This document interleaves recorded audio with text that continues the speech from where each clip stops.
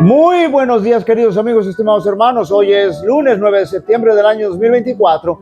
Vamos a reflexionar la lección de escuela sabática que se titula La Última Cena. Es interesante notar que todo lo que sucedió en ocasión al sacrificio de Jesús, es decir, su muerte en la cruz del Calvario, presenta detalles y hechos importantes que tienen su antecedente muy definido en el Antiguo Testamento. Juan Marcos revela que era el primer día de la Pascua cuando se sacrificaba al corderito. Entonces los discípulos preguntan a Jesús dónde quiere que hagan los preparativos para que participaran de la Pascua. Noten que ya era costumbre realizar esa cena que tenía un antecedente muy particular, como ya habíamos dicho. Pero entonces lo que Jesús va a hacer a partir de ahí es establecer la cena del Señor, es decir, su propia cena, donde también se habría de recordar y conmemorar una liberación, pero esta de carácter espiritual. Ahora notemos lo que Juan Marcos declara respecto a la cena que Jesús instituye para sus discípulos y para su iglesia, y la reacción especialmente la de Pedro al respecto. Evangelio según San Marcos, capítulo 14, versos 22 al 31.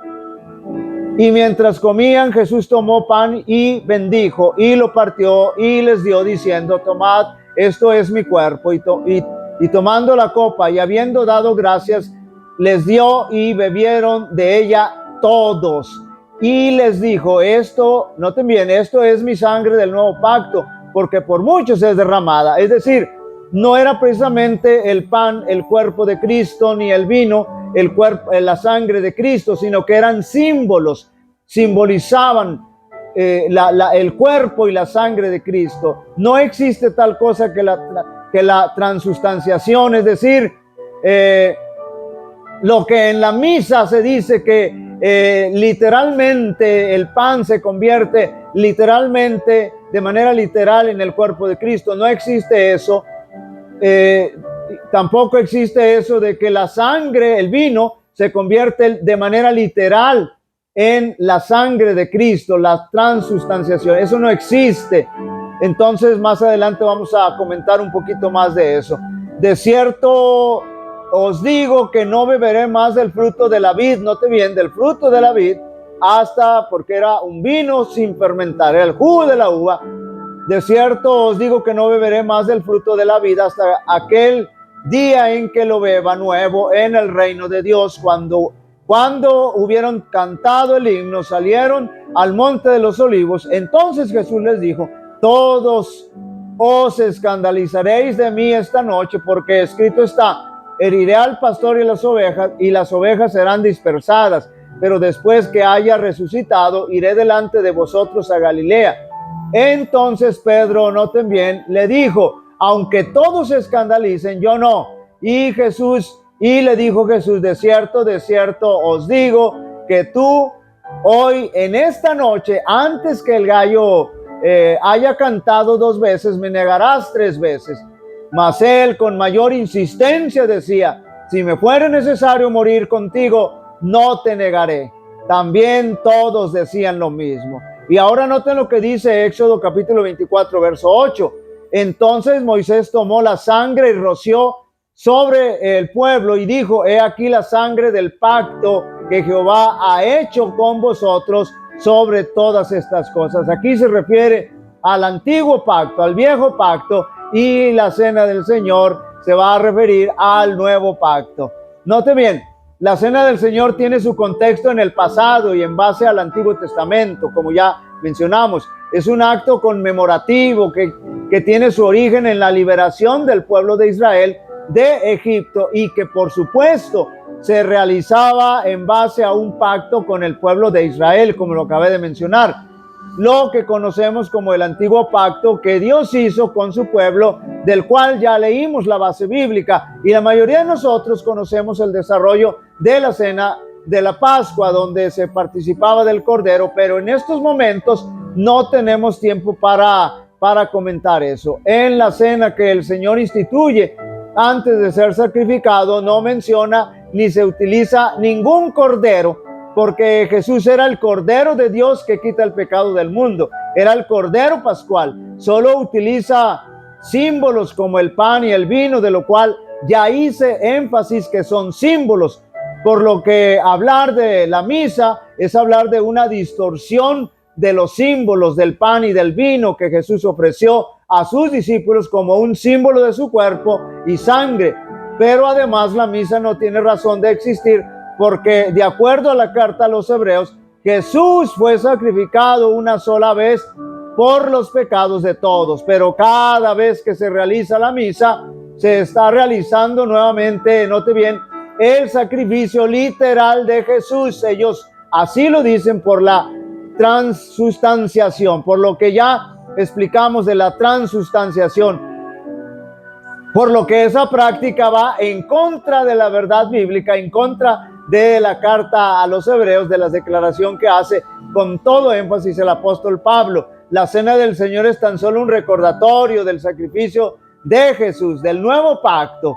Después de ello, Jesús advierte a sus discípulos, pues él sabía que iban a vivir lo que iban a vivir, sabía lo que iban a pasar, cómo iban a reaccionar y cómo lo iban a abandonar. Pero Pedro, con toda sinceridad, replica al Señor y afirma en son de promesa que jamás lo abandonaría y que si fuera necesario daría su propia vida, pero sería fiel, es decir, él se mantendría fiel a pesar de todo, aunque tuviera que morir. Dice, sin duda era sincero con lo que decía, pero no estaba preparado para eso. Así que Jesús le dijo con toda claridad que lo iba a negar, pero ese no era el fin, sino que habría de superar esa situación. También se le ordenó a los israelitas que celebrasen la fiesta de la Pascua como una ordenanza, a fin de que cuando sus hijos, note bien, preguntaran qué significaba dicho servicio, les relataran su maravillosa preservación en Egipto, que cuando el ángel destructor salió durante la noche para matar a los primogénitos de los hombres y a los primogénitos de los animales, pasó por encima de sus casas y no murió ni uno solo de los hebreos que tuviera la señal de la sangre en los postes de sus puertas. Y el pueblo se inclinó y adoró, agradecido por este memorial singular dado para preservar a sus hijos el recuerdo del cuidado de Dios por su pueblo. La Pascua señalaba hacia atrás a la liberación de los hijos de Israel, note bien, por eso dijimos, tiene su contexto en el Antiguo Testamento, y también era una señal típica hacia adelante, hacia Cristo, el Cordero de Dios. Contemplaba los dos aspectos: inmolado, el Cordero de Dios inmolado para la redención del hombre, la sangre rociada sobre los dinteles de la puerta purificaba la sangre prefiguraba la sangre expiatoria de Cristo, esa que habría de derramar en la cruz del Calvario, y también la continua dependencia del hombre pecador de los méritos de esa sangre para salvarse del poder de Satanás y para redención final. Cristo cenó la Pascua con sus discípulos justo antes de su crucifixión, y esa misma noche instituyó la ordenanza de la cena del Señor, es decir, de su cena, que debía celebrarse para conmemorar, para recordar su muerte, su sacrificio. Cuando Cristo, la víspera de ser traicionado, amonestó de antemano a sus discípulos: todos seréis escandalizados, dijo, y en mí esta noche. Pero Pedro le dijo confiadamente: aunque todos sean escandalizados, mas yo no. Pedro no conocía el peligro que corría y lo descarrió la confianza propia. Note bien, se creyó capaz de resistir la tentación, pero pocas horas después le vino la prueba y con maldiciones y juramentos negó a su Señor. Cuando el canto del gallo le hizo recordar las palabras de Cristo, sorprendido y emocionado por lo que acababa de hacer, se volvió y miró a su maestro. En ese momento Cristo miró a Pedro y éste se compadeció a sí mismo ante la triste mirada en la que se mezclaban la compasión y el amor hacia él. Salió y lloró amargamente, pues aquella mirada de Cristo quebrantó su corazón. Pedro había llegado al punto de la conversión y amargamente se arrepintió de su pecado. Fue semejante al pueblo en su contrición y arrepentimiento, y como también alcanzó misericordia. La mirada de Cristo le dio la seguridad del perdón. Jesús miró con compasión a sus discípulos. No podía salvarlos de la prueba, pero no los dejó sin consuelo. Les aseguró que él estaba por romper las cadenas del sepulcro y que su amor por ellos no faltaría. Después que haya resucitado, dijo: iré delante de vosotros a Galilea.